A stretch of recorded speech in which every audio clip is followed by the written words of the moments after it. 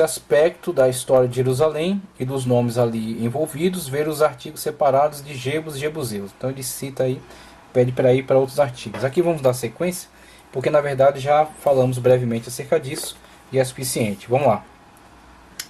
3. Situação geográfica e topográfica. Só um breve trecho aqui, ó.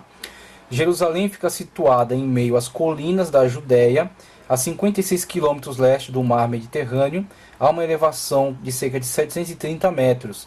Fica próximo ao cume de uma larga cadeia montanhosa, cerca de 56 quilômetros a leste de Jope, à beira do Mar Grande, né, o Mar Mediterrâneo, e cerca de 29 quilômetros a oeste da extremidade norte do Mar Morto, e a pouco mais de 35 quilômetros das margens do Rio Jordão.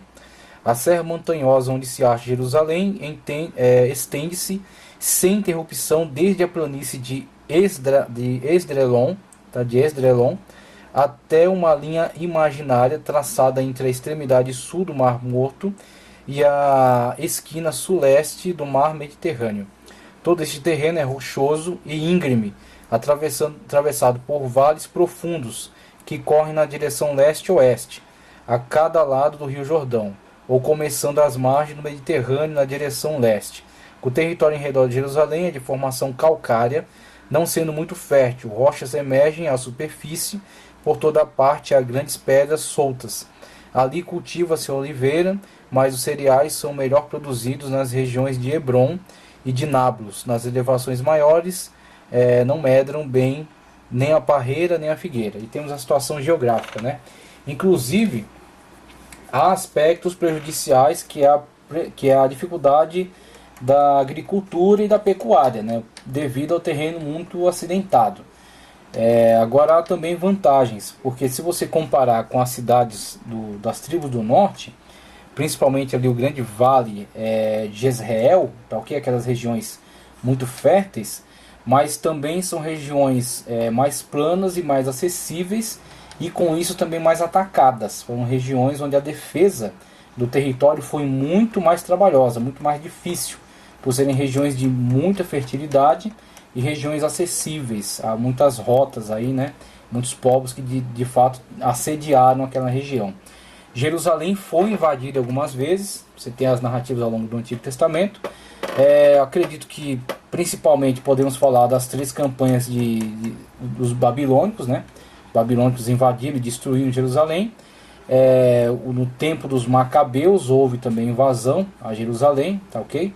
Então temos aí tanto Seleucidas como Ptolomeus, que tentaram dominar a região e marcharam contra a cidade. E os romanos, ok? Então os romanos que também empreenderam guerras ali e chegaram até a causar grande destruição da cidade de Jerusalém. E por aí também segue-se outros períodos históricos, como dos muçulmanos, cruzados, até chegando a ser protetorado britânico, tá ok?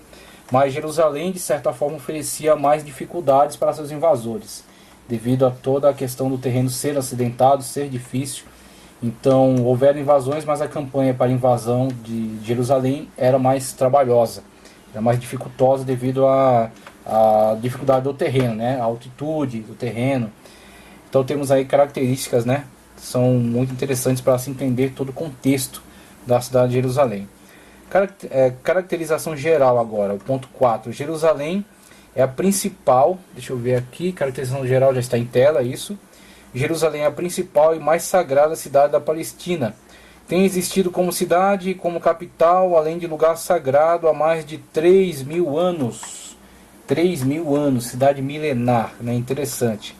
Aparece no começo mencionada com o nome de Urusálimo, nas cartas de Tel Amarna, como já foi citado, né? Pertencentes ao século XIV a.C.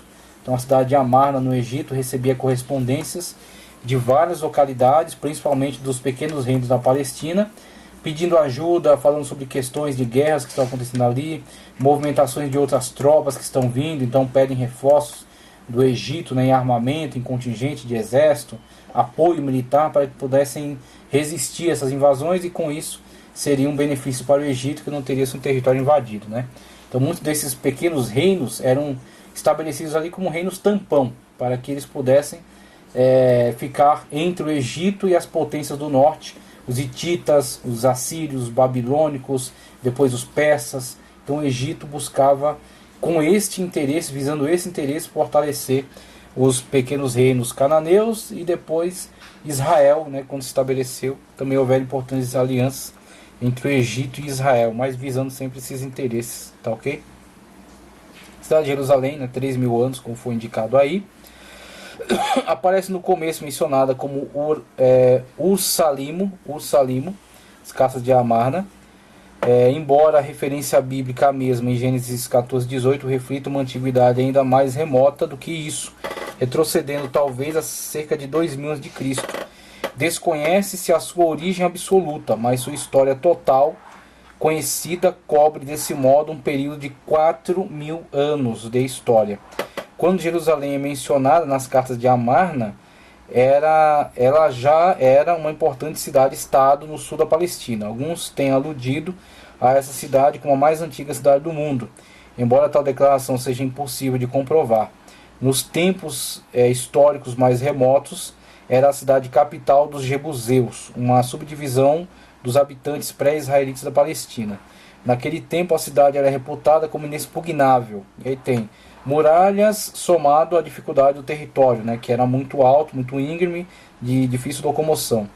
No entanto, foi capturada por Davi cerca de 1.000 a.C. Ele deu a ela, uma outra parte da mesma, o nome de cidade de Davi, tornando a capital de seu reino. 40 anos mais tarde, seu filho reinante Salomão erigiu ali o famoso templo. Após a divisão do povo de Israel em dois reinos rivais, do norte e do sul, Jerusalém continuou sendo capital do reino do sul. Judá, suas rivais do norte, eram Siquém e Samaria, no reino nortista de Israel. Continuou sendo a capital da nação de Judá por cerca de 450 anos. E então foi capturada e destruída pelos babilônicos, as 3 campanhas, né, da Babilônia. E os habitantes, em sua esmagadora maioria, foram deportados para a Babilônia. Historiadores chamam esse período de cativeiro babilônico. Terminado o exílio babilônico, Jerusalém tornou-se de novo capital judaica, embora não tivesse demorado muito a cair novamente nas mãos estrangeiras, né? No tempo dos Macabeus, como já citei, eles restaurando a independência, né, de Jerusalém, mas ela acabou ficando sob os romanos, que puseram fim aos fortes rivalidades entre os judeus nos anos 70 e 132. Os exércitos romanos destruíram a cidade de Jerusalém em 132. Os judeus foram expulsos da cidade, proibidos de ali entrarem.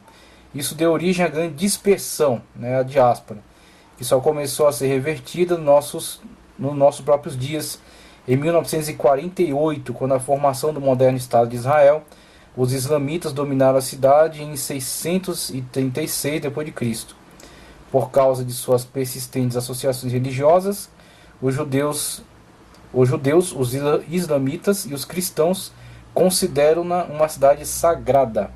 Os islamitas pensam que ela só perde em importância religiosa para Meca e para Medina, na Arábia Saudita. Conforme alguém observou, Jerusalém é santa demais por seus próprios méritos, e tem havido contínuas lutas pela possessão da mesma. Temos aí esse texto que ilustra de uma forma muito clara, né, a importância, a relevância de Jerusalém para Israel, e não somente para Israel, né, mas para essas grandes religiões do mundo, agitando-a a todo tempo. A moderna Jerusalém compõe-se da histórica cidade antiga e da cidade nova. Quanto à cidade nova, a maior parte vem sendo edificada a partir de 1860. Então, até aqui é suficiente. Vamos avançar um pouco mais aqui do conteúdo, onde ele fala acerca do esboço da história de Jerusalém, somente o início, tá? Que é bastante extenso. Então, temos aqui, ó, de início, a ocupação mais antiga de Jerusalém provavelmente vem desde a Idade da Pedra. Há alguma evidência arqueológica de que houve habitantes de cavernas nas faldas do Vale de Cedron, perto da fonte dos degraus, que é o suprimento natural de água potável mais próximo daquela área. Pederneiras e ossos de animais evidenciam essa ocupação, cerca de 2.500 anos a.C. Os ocupantes foram substituídos por invasores semitas do ramo cananeu. Também há provas arqueológicas do uso de tendas, da domesticação de animais e posteriormente de uma atividade agrícola regular.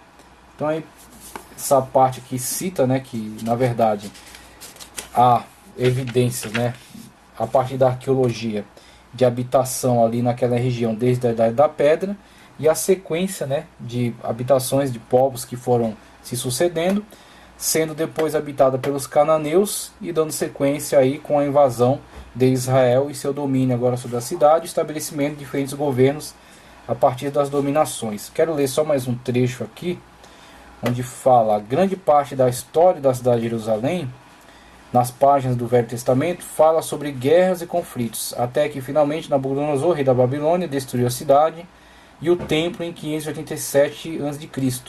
Depois ela passou para o domínio persa. A cidade passou para o domínio persa, como eu li. A cidade continuou em ruínas até que Neemias a restaurou no século V a.C. Alexandre o Grande pôs fim ao poder persa no fim do século IV.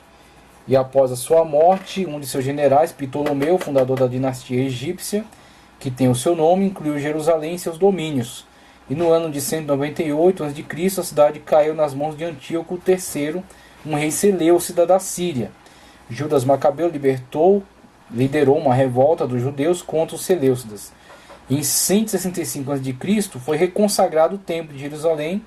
Judas Macabeu e seus sucessores gradualmente foram conquistando a independência da Judéia, e assim se foi formando a dinastia Asmoneana, que governou a Judéia até meados do século I a.C. A fim de pôr ponto final às facções em luta entre os Asmoneanos, que haviam imposto uma situação de guerra civil na Judéia, o novo poder mundial, o Império Romano, interveio na situação e Jerusalém passou para a órbita romana. Por determinação de Roma, é que Herodes o Grande foi nomeado rei da Judéia. Então temos aí somente um resumo, né? Uma passada aqui geral em cima desse grande contexto histórico. Jerusalém tem, de fato, muito conteúdo histórico a se comunicar. Então a gente está dando uma breve passada aqui só.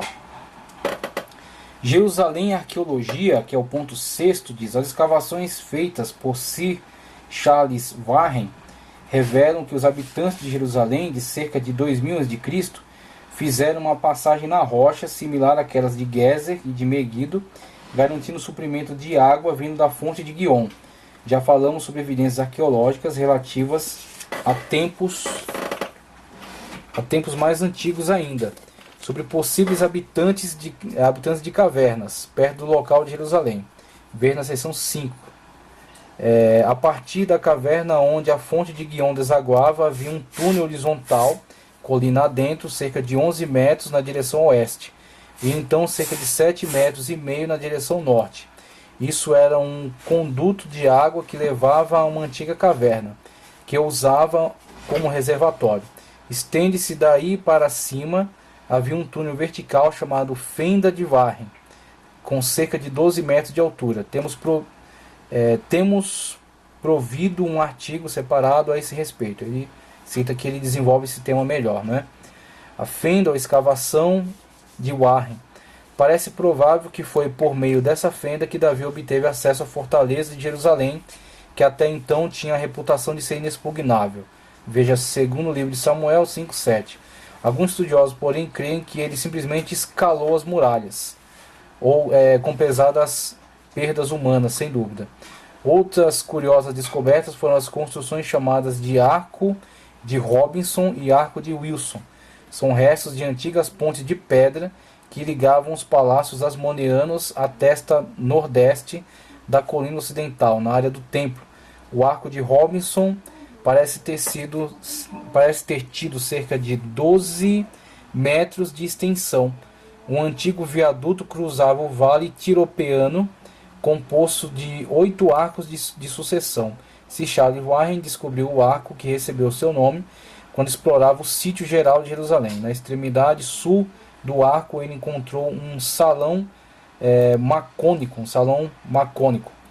Parte do trabalho em tijolos pode ser vista até hoje na porção inferior da cidade e na área ampliada do templo, trabalho de Herodes.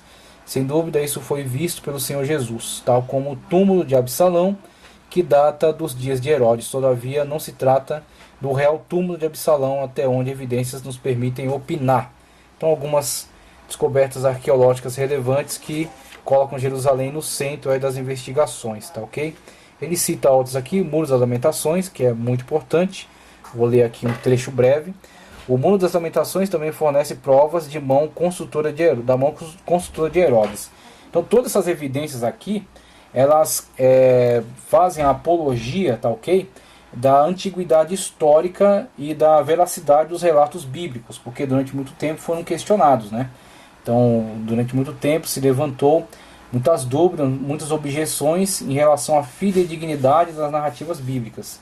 Então, desacreditava-se da existência de Herodes, da existência, né, de que fossem precisas as narrações dos evangelhos e de Atos, de que aquilo tudo fosse inventado, aquilo fosse história da carochinha. Então, durante muito tempo, os críticos foram muito pesados nas suas afirmações, com muita audácia, levantando objeções no sentido de dizer que tudo aquilo era mera invenção de cristãos posteriores. E aí, com essas descobertas arqueológicas, tudo isso cai por terra. Então, todas essas críticas da alta crítica textual, tá certo?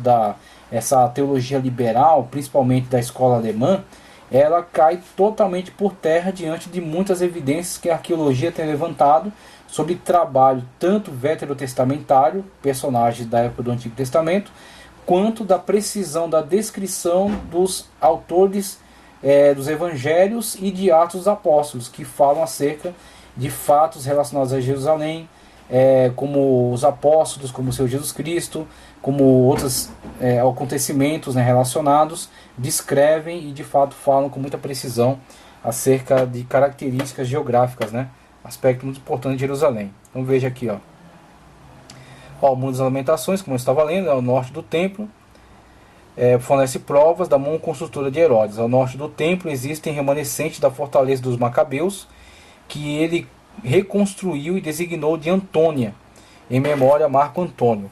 Herodes edificou outras fortalezas e muralhas para a proteção da cidade, conquistando a admiração dos próprios romanos. Quando estes tomaram Jerusalém, em 70 d.C., é possível que o mais magnificente dos edifícios construídos por Herodes tenha sido o Templo de Jerusalém.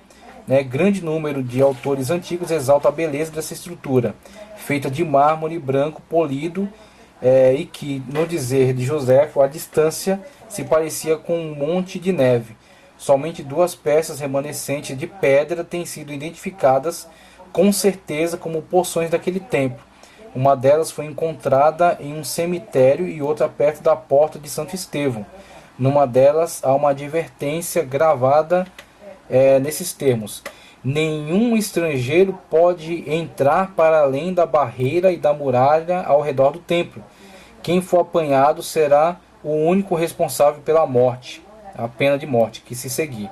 Atualmente a área do antigo templo jaz dentro do santo recinto, que os islamitas veneram como o segundo mais importante depois de Meca e de Medina, na Arábia.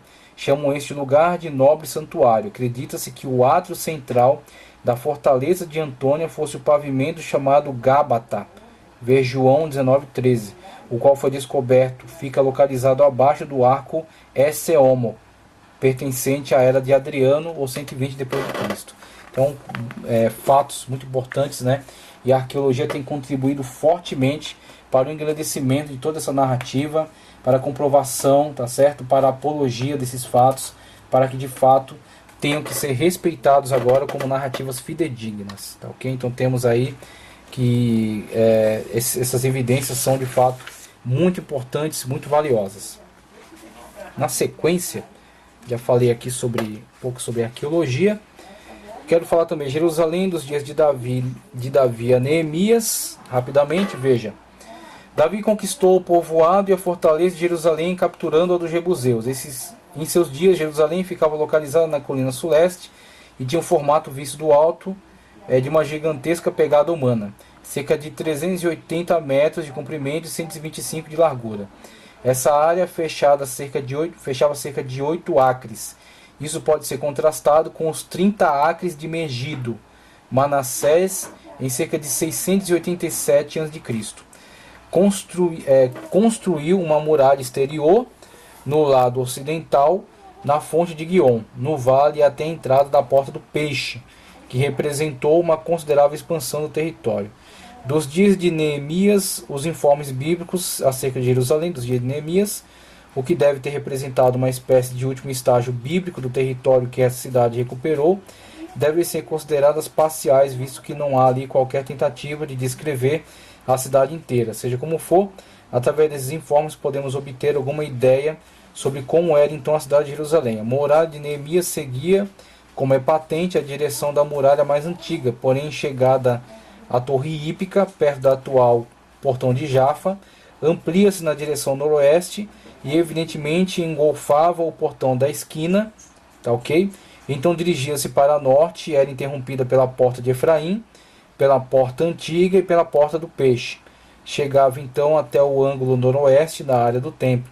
Ao norte a muralha chegava à área onde ficava o Calvário e o chamado túmulo de Gordon, ok? Então ele cita aqui para pesquisar melhor no artigo que ele escreveu acerca disso, ok? Então temos aí algumas descrições a mais, onde ele faz inclusive muitas citações de versículos. Terceiro capítulo do livro de Neemias fala sobre os seguintes detalhes da cidade de Jerusalém: Porta das Ovelhas, Torre do Sem, também chamada de Meá, Torre de Ananel, Porta do Peixe, Porta Velha, vê versículo 6, né, de Neemias.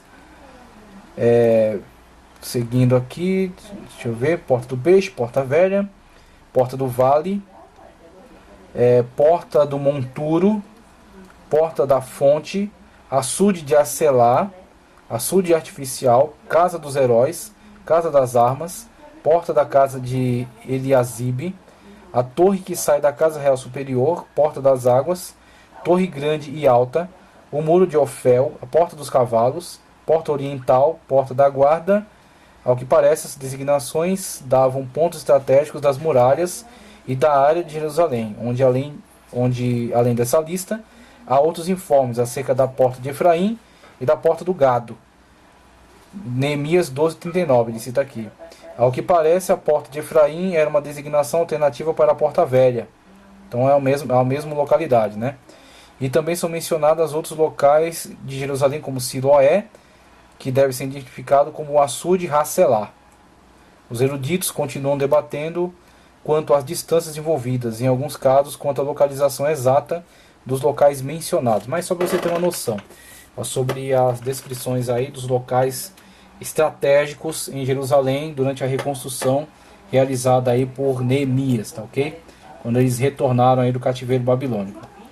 Jerusalém e a profecia bíblica, tá ok? Brevemente aqui, quero seguir. Veja, alguns estudiosos estão afeitos à interpretação literal de todas as profecias bíblicas, deixando pouco espaço para o que é simbólico e místico. Jerusalém também é manipulado desse jeito. De fato, é difícil dizer quais predições apontam literalmente para Jerusalém, quais fazem de modo simbólico ou místico, apontando para Jerusalém celestial. Temos provido um artigo detalhado intitulado Nova Jerusalém, que nos dá exemplos de conceitos místicos, embora muitos eruditos, mesmo nesse caso, concebam alguma estrutura literal com ruas de ouro e portões de pérolas literais. Então, ele faz aqui a menção de que Jerusalém é utilizada tanto como literal, né, a descrição dela como literal, e profecias também abordando de forma literal, mas Jerusalém, pela sua importância, pela sua relevância, ela assume também o que ele chama aqui de interpretação mística, né, ou simbólica, tá ok? Ou alegórica. Então a Jerusalém terrestre acaba por ser a alegoria da Jerusalém celestial. Então, da mesma forma como a Jerusalém terrestre foi o centro da fé, de uma importância religiosa extraordinária, que detinha em si o templo, né, o sacerdócio, a lei, né, a governança de todo Israel, a Jerusalém celestial é também, vamos dizer assim, o centro de toda a fé dos cristãos ao longo de toda a história e em todo o mundo. Estão todos centrados na Jerusalém celestial, que é governada pelo Senhor Jesus Cristo, e que no tempo, né, do governo milenar estabelecerá uma conexão direta, né? Haverá então um reino de Cristo sobre a terra em conexão com a Jerusalém celestial, ok? Então temos aí esta questão que ultrapassa a questão geográfica, ultrapassa a questão literal, ok? Então a questão literal da Jerusalém física, a Jerusalém terrestre, que está lá em Israel, você pode apanhar um avião e ir até lá, mas existe também, devido à importância da Jerusalém geográfica terrestre, ela serve como alegoria da Jerusalém celestial, no sentido de exemplificar a importância, exemplificar a grandeza, tá ok? Então, aquilo que a Jerusalém terrestre exemplifica em relação à importância da Jerusalém celestial, o governo, o reino de Cristo Jesus, que se estabelecerá na terra, tá certo? Será e regerá por 1000 anos. Então nós aguardamos aí esse tempo. Lugares interessantes da moderna Jerusalém, já caminhando para o final aí, vamos lá. A chamada cidade antiga, Veracima, está mais ou menos dividida em 4 bairros. O bairro islâmico, olha só, uma cidade dividida em 4 bairros, e cada bairro desse tem, assim, vamos ver, uma divisão muito importante. Não é como São Paulo e as 5 zonas, né? Norte, leste, sul, oeste e centro, que mesmo que há uma divisão em fins administrativos, então tem subprefeituras de cada região, elas não estão em conflito, né? Elas são um território só.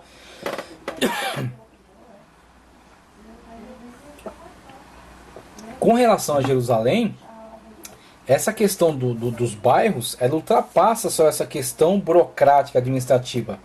Ela existe devido ao fato de haver ali uma população que, vamos dizer assim, não interagem tão amistosamente entre si. Existe uma divisão mesmo, tá? Então Jerusalém é uma cidade de fato dividida. Então, inclusive, durante um tempo, foi uma cidade tida como uma cidade internacionalizada, devido à cidade ser disputada por povos diferentes. Então a divisão dos bairros em Jerusalém é muito mais relevante do que a divisão em zonas aqui na capital paulista, tá ok? Então é uma questão muito mais séria, né? Muito mais séria. Veja só. Bairro islâmico, que é o mais extenso de todos, na porção nordeste. Bairro cristão, a noroeste, onde também fica localizada a igreja do Santo Sepulcro. O bairro armênio, a sudoeste, tá ok? E o bairro judeu a suleste, A cidade antiga contém as sedes da Igreja Católica Romana e da Igreja Ortodoxa Grega e dos patriarcados armênicos. Em outro momento a gente pode até estudar um pouco mais sobre a interação dos armênios com Jerusalém e com Israel, de modo geral. Os armênios foram um dos primeiros reinos oficialmente cristãos, tá ok? Um dos primeiros reinos. Então os cristãos se difundiram pelo mundo. Depois veio essa questão de Constantino, o Edito de Milão, que autorizava, né, a igreja a existir. Só que, vamos dizer assim, como reino especificamente, tornar-se cristão, assumir-se cristão, o que depois surgirá outros reinos, né?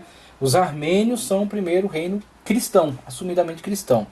E aí houve uma situação histórica chamada genocídio armênio, no qual os turcos, né, quase que eliminaram todos os armênios, né, devido à guerra, devido a muitas crueldades que foram realizadas, né, no contexto de guerra, muitos crimes de guerra.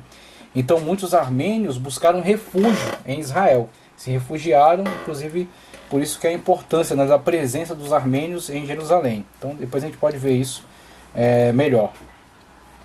Tanto as igrejas ortodoxas orientais quanto a igreja anglicana têm bispos ali sediados. Os monumentos árabes incluem o local do templo e do palácio de Salomão. Aí existe uma questão escatológica muito importante. Por quê? Você tem nas descrições do Apocalipse a situação na qual o anticristo firmará uma aliança com os judeus. Ok. Agora, pensando nesta aliança, tá ok?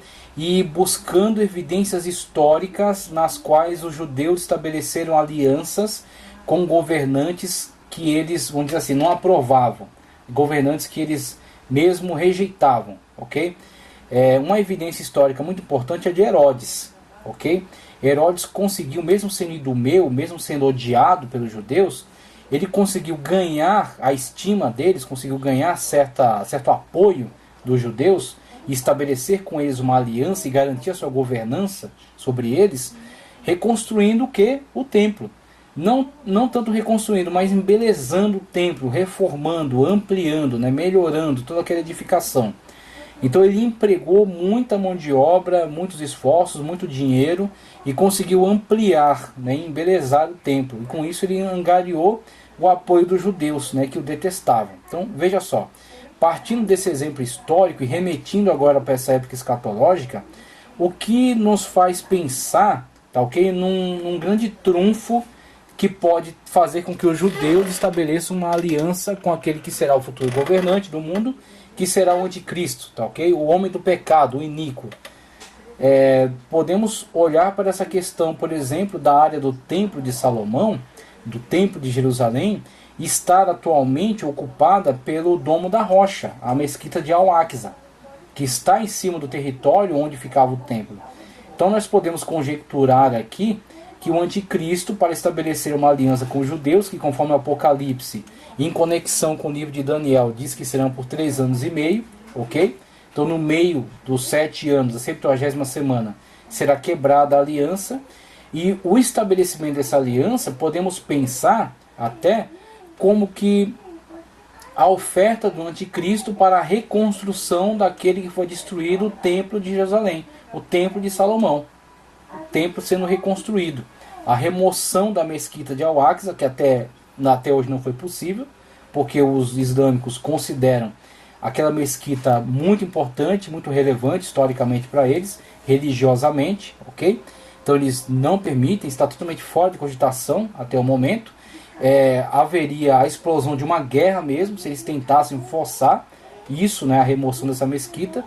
Então veja, o anticristo assumindo, veja que jogada de mestre não seria conseguir a remoção dessa mesquita e promover a reconstrução do templo de Jerusalém.